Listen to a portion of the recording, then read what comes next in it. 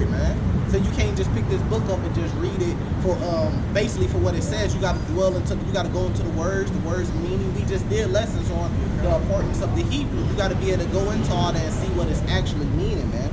Which one did you want? Isaiah 52 and 1. Isaiah 52 and 1.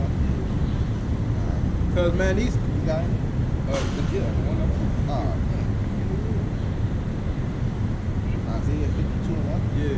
Because you got to realize, man, the garment spiritually represents this knowledge, all right, which we have to keep in our mind, all right, which we're going to get in Deuteronomy 66 after this precept. Isaiah 52 and 1. Awake, awake, put on thy strength, O Zion, put on thy beautiful garments, O Jerusalem, the holy city. From henceforth there should no more come unto thee the uncircumcised and the unclean. All right, so what? Them beautiful garments is this wisdom, knowledge, and understanding, man. So Yahweh Shah saying, awake, awake. All right, put on this wisdom and knowledge, man. All right, put on the knowledge of who you are. All right, like it says, in the land of the captivity, they shall remember themselves, man. And us remembering ourselves is putting back on them garments that we had, man. All right, remembering the fringe.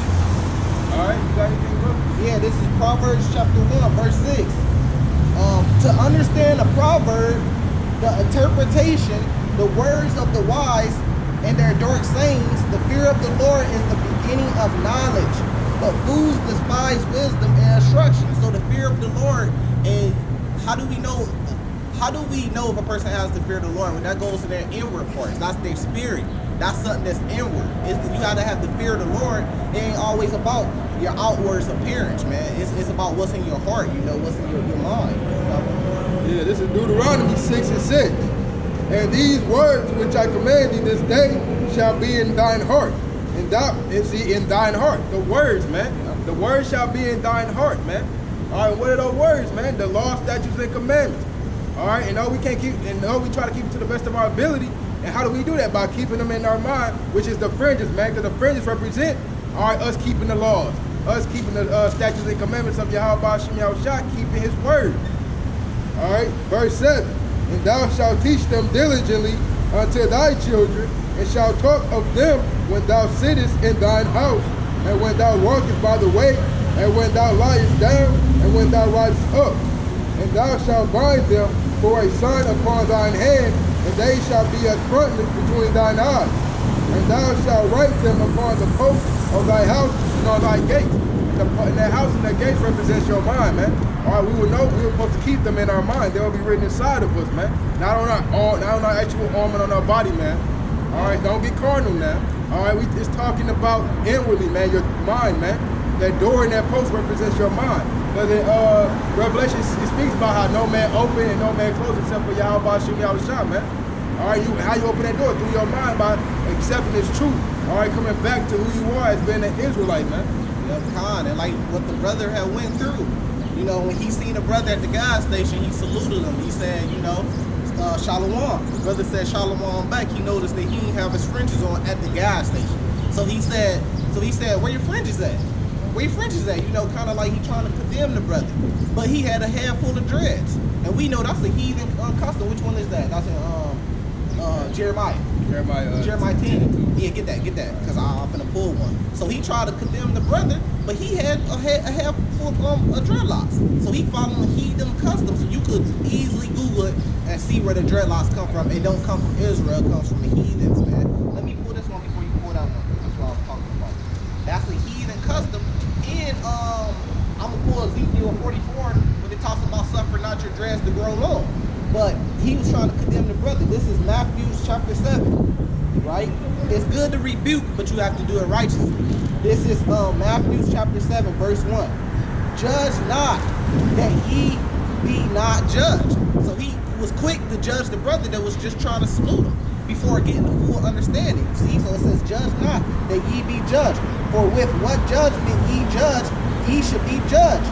And with what measure ye make, it shall be measured to you again. So how you gonna judge him with fringes and not having a full understanding? But you gotta have a full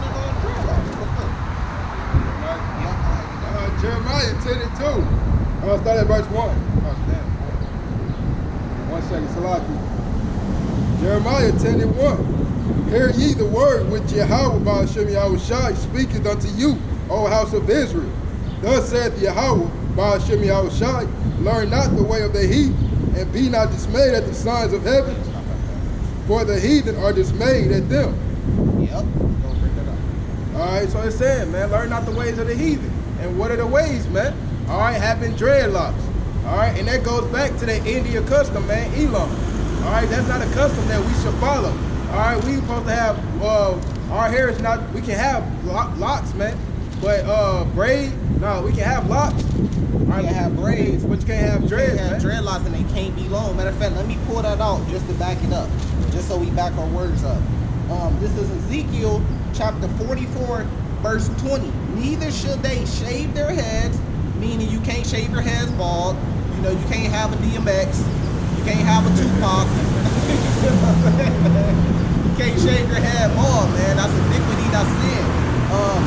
Nor suffer their locks to grow long. They shall only paw their heads. Paw means trim. So you only can trim your hair. You know, our hair grow, we trim it back down to this length, that length. But you're not supposed to bald it, or you're not supposed to suffer your hair to grow long. Isn't it a verse that talks about that's the woman's strength? Yeah, that's the woman's hair is her glory. Yeah, find that way. Yeah, so you're not supposed to suffer your dreads to grow long, man. We can have braids, you know, we can have beards, you know, we can have our hair cut low, not bald, but you can trim it. And the same thing with your beard, you can trim it down or you can let it grow long. So he was trying to condemn the brother on fringes, which is very disrespectful, man. If I hop on and I'm like, Shalom, brother, and the first thing you say is Shalom, and you say, where your fringes at, man? That's pride. Matter of fact, we can go into that too. That's pride, man. Do not have pride. Here, let me find what it's talking about, do not have pride. But he tried to condemn the brother, and it simply say judge not, or you gonna be judged, you know, for having dreadlocks. All right, so this is going back, all right, to a woman's hair being her glory. All right, 1 Corinthians 11 and 15. But if a woman have long hair, it is a glory to her, for her hair is given her for a cover. All right, it don't say a man hair is his glory. All right, it said a woman's hair is her glory. All right, so you are not to have dreads, man. All right, that are longer than your back, man. All right, you look like a woman from behind when you walk with your dreads, man. All right, that is a heathen custom, man. A woman's hair, again, 1 Corinthians, man, 11:15. A woman's hair is to her glory.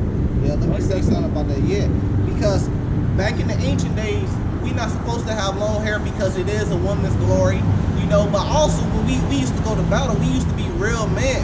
So you went to battle, like they say, you take down the head and the body gonna follow. So you went out there to go to battle and you got this long hair, man, and the enemy will get a hold of your hair and he can have his way with you. You know what I mean? Just like what do girls do when they start fighting? The first thing they do, they grab each other's hair, right? So the enemy can grab your hair if you had long dreads, and he can have his way with you, man. So there's reasons why that, and that's complete wisdom, man. Here, let me I'm trying to find one. Yep. Yep. Shalom, brother. Shalom. You know about the law, statutes, and commandments? No, man, but I respect y'all though. You don't follow the laws? So what? Come on, you a Hebrew Israelite, man. You gotta follow the laws. I'm saying, I just hope you repent, brother, because the kingdom of heaven is at hand. So you can make it. So you can be there with us, man.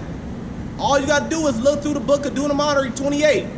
All right, and seek the Lord, man. hey, I ain't trying to God to get my kingdom on earth. Yeah, it's going to Ain't be gonna here be on on earth.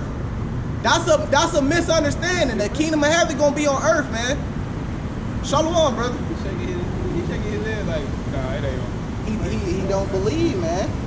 You gotta believe. Matter of fact, pull something out, because that's the spirit. Let's say if someone believes, do you think it's in effect? Romans 3:3. That's Romans 3:3. Yep. Yeah, man, you gonna have Jakes out here, man, that say shalom, but still they don't believe. Yep. They don't believe that we finna get the kingdom. Yep. All right, that we finna come into power. That we're finna have pure sovereignty on the earth, man. All right, so this is Romans 3:3. For what if some did not believe? Shall their unbelief make the faith of Yahweh without effect? Yahweh forbid. Yeah, let Yahweh be true, but every man a liar, as it is written. Thou that thou mightest be justified in thy sayings, and mightest overcome when thou art judged. Let every man be a liar, and Yahweh will be true. He said it's going to be on earth. He said that it isn't. He said he don't believe, man. Look, let me cook on that, man. Let me get him. But yeah, though, this is Proverbs 16 and 18. Pride goeth before destruction.